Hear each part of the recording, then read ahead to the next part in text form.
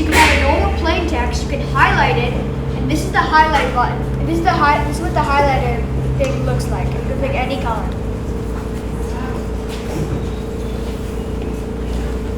Inserting images is so easy. You can insert it off the web. You can say search the web and do it whatever you want, or you can take a picture of yourself.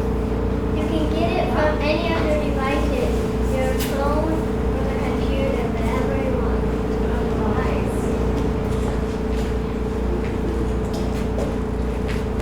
Save time by using shortcuts. Shortcuts save lots of time because it's only 2 buttons away. Instead of going to files and menu and stuff to try to find the right buttons to copy and paste or print, you can just do it all right on your keyboard. I learned that Command C is a shortcut for copy, and Command V is a shortcut for paste. So if you have one picture, you copy it and make another. Undo and redo are 2 of my favorite shortcuts. They're very easy and very helpful in lots of programs. Have you ever been on a website and not been able to read the text? Yes. By just pressing Command or Control plus, you can make your text bigger. Something I really liked in Mrs. Ferris's class was using Google Explore. And you can find the tools button and go onto Explore, and you can search for images and information and insert it into your slide. With all the tools we got to learn, with Mrs. Ferris, we got to make our own driver's license. We are learning these things to serve our friends, customers, and neighbors.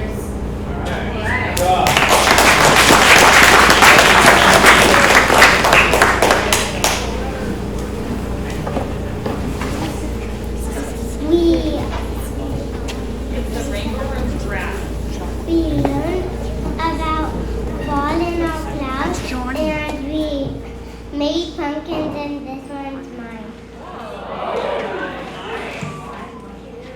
We also made these beaks.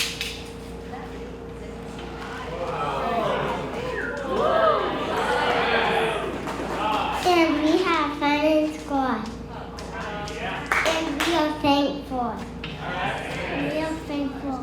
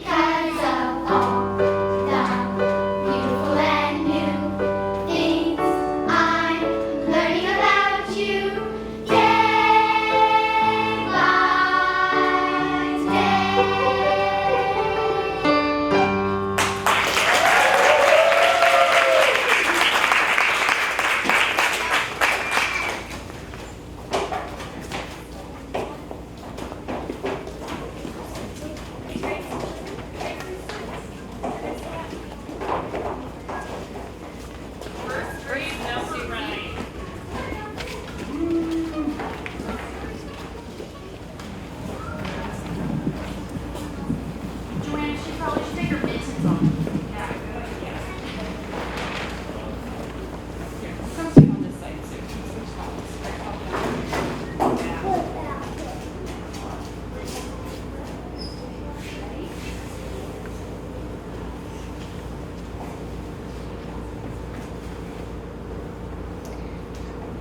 line down, then you're done. This is how you make a one.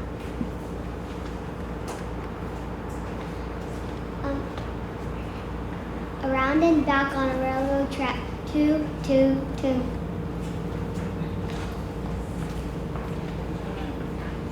Around the tree, around the tree. This is how you make a 3.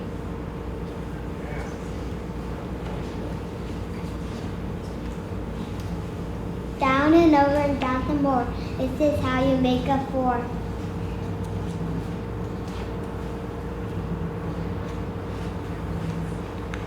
Down the trunk, around the tree, add a branch, it's 5 you see.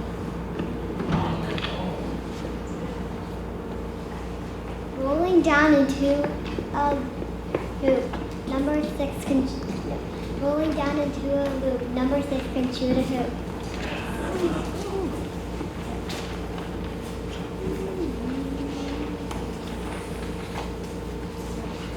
Make an X, but do not wait. Climb back up to make it 8.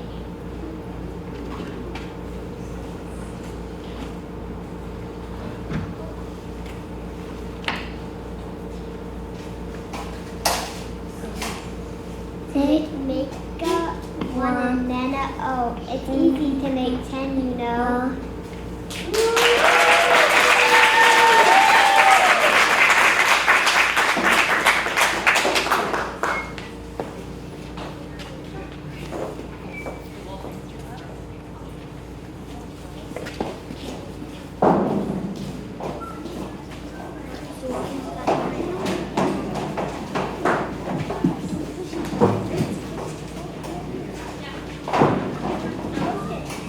Wait.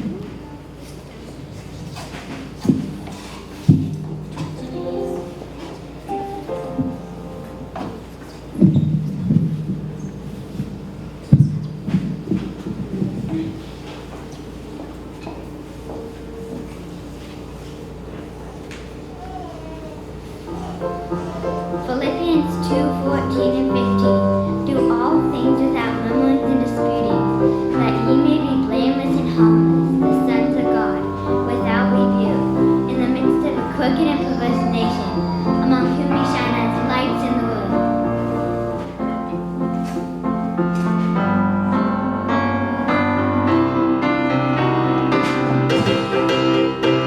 Do everything without complaining. Do everything without arguing, so that you may become blameless and pure, children of God.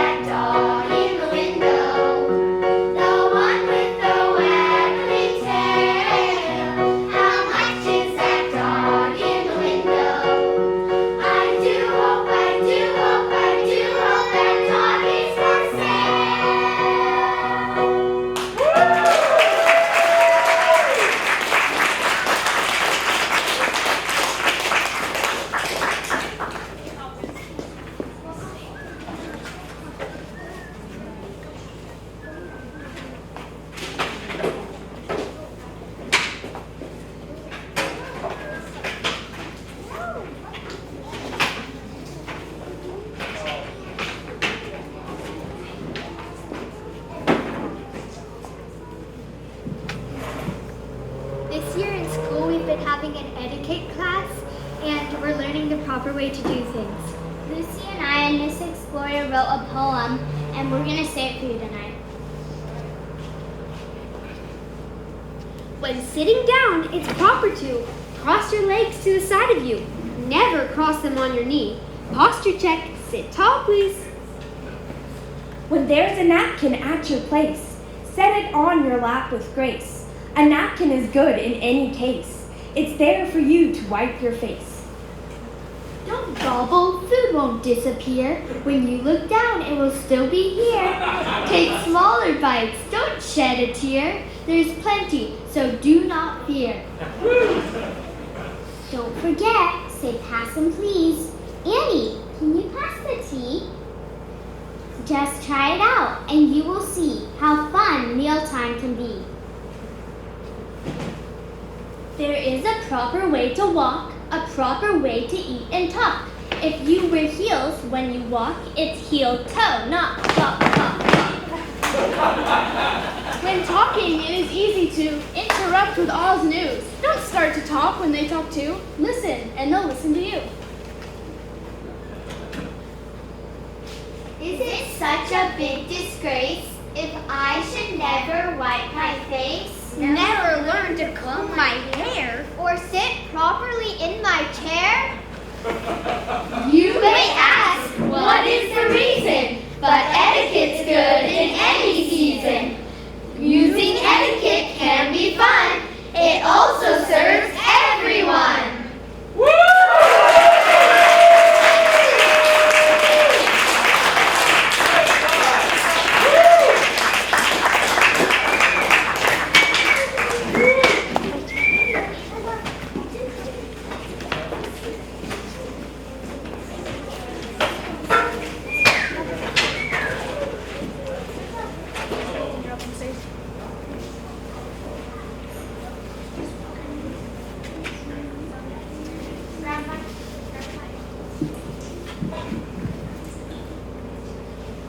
This year in school, we've been doing lunches twice a week, and we have recipe books, and we have different recipes of soups in them. We made these aprons with Mrs. Hope, and we used fabric paint to paint them.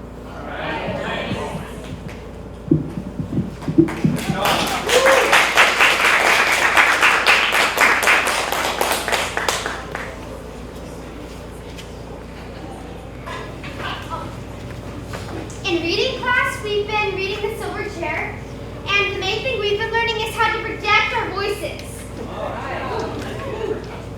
Scrub, quick! Do you see anyone you know? So you've turned up again, have you? Well, keep quiet, can't you? I want to listen. Don't be a fool. There isn't a moment to lose. Don't you see some old friend here? Because you've got to go and speak to him at once. What are you talking about? It's Aslan, the lion. I've seen it. It says you've got to. I've seen him. Oh, you have you? What did he say? He said the very first person you see in Narnia would be an old friend, and you've got to go and speak to him at once. Well, there's nobody here I've ever seen in my life before. And anyway, I don't know whether this is Narnia. Thought you said you've been here before. Well, you thought wrong then. Well, I like that. You told For me. heaven's sakes, dry up and let's hear what they're saying. It was a white owl, but so big that it stood as high as a good-sized dwarf. It blinked and peered as if it were storm-sighted, and put its head a little to one side and said in a soft, hooting sort of voice, Who are you two? My name's Scrub, and this is Paul. Would you mind telling us where we are? In the land of Narnia, at the king's castle of Caravel. Is that the king who's just taken ship? True. But who are you two? There's something magic about you. I saw you arrive. You flew. Everyone else was so busy seeing anything off that nobody knew. But I saw you. You flew. We were sent here by Aslan. Choo-woo. This is almost too much for me. So early in the evening, I'm not quite myself till the sun's down. And we've been sent to find the lost prince. It's the first I've heard about it. What prince? You had better come and speak to the Lord Regent at once. That's him over there in the donkey carriage. Trump in the door. The bird turned and began leading the way, muttering to itself. What to do? I can't think clearly. It's too early. What is the king's name? Caspian the 10th. and Jill wondered why Scrub had suddenly pulled up short in his walk and turned an extraordinary color. She thought she had never seen him look so sick about anything. But before she had time to ask any questions, they had reached the dwarf, who was just gathering up the reins of his donkey and preparing to drive back to the castle. Two ahead, Lord Regent. What's that? Two strangers, my lord. Rangers? What do you mean? I see two uncommonly grubby man cubs. What do they want? My name's Jill. She was very eager to explain the important business on which they had come. The girl's called Jill. What's that? The girls are all killed. I don't believe a word of it. What girls? Who killed them? Only one girl, my lord. Her name's Jill. Speak up, speak up. Don't stand up buzzing and twittering in my ear. Who's been killed? Nobody's been killed. Who? Nobody's. All right. You needn't shout. I'm not as deaf as all that. What do you mean by coming here to tell me that nobody's been killed? Why should anyone have been killed? Better tell him I'm Eustace. The boy's Eustace, my lord. Useless? I dare say he is. Is that any reason for bringing him to court, eh? Not useless. Eustace. Used to it, is he? I don't know what you're talking about, I'm sure. I'll tell you what it is, Master Feather. When I was a young dwarf, there used to be talking beasts and birds in this country who could really talk. There wasn't all this mumbling and muttering and whispering. It wouldn't have been tolerated for a moment. Not for a moment. Sir Uranus, my trumpet, please. A little fawn who had been standing quietly beside the dwarf's elbow all this time now handed him a silver ear trumpet. It was made just like the instrument called the serpent, so it wrapped right around the dwarf's neck. While he was getting it settled, the owl, Glintfeather, whispered to the children, My brain's a bit clear now. Don't say anything about the lost prince. I'll explain later. Oh, what did you do? Ooh. Now, if you have anything sensible to say, Master Glintfeather, try and say it. Take a deep breath and don't attempt to speak too quickly. With help from the children, and in spite of a fit of coughing on the part of the dwarf, Glintfeather explained that the strangers had been sent by Aslan to visit the court of Narnia. The dwarf glanced quickly up at them with a new expression in his eyes. Sent by the lion himself, eh? And from that other place beyond the world's end? Yes, my lord. Son of Adam and daughter of Eve, eh? but people at Experiment House hadn't heard of Adam and Eve, so Jill and Eustace couldn't answer this. But the dwarf didn't seem to notice. Well, my dears, you are heartily welcome. If the good king, my poor master, had not this very hour set sail for the Seven Isles, he would have been glad of your coming. It would have brought back his youth to him for a moment. For a moment. And now it is high time for supper. You shall tell me your business in full council tomorrow morning. Master Glintfeather, see that bedchambers and suitable clothes and all else is provided for these guests in the most honorable fashion. And Glintfeather, in your ear, see that they're properly washed.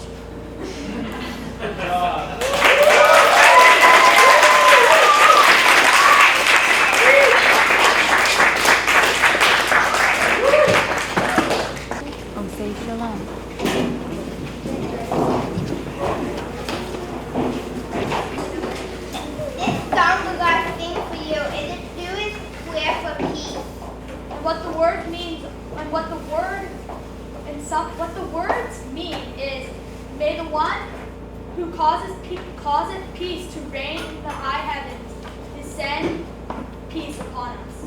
This Hebrew prayer for peace is the most often recited in the Jewish liturgy.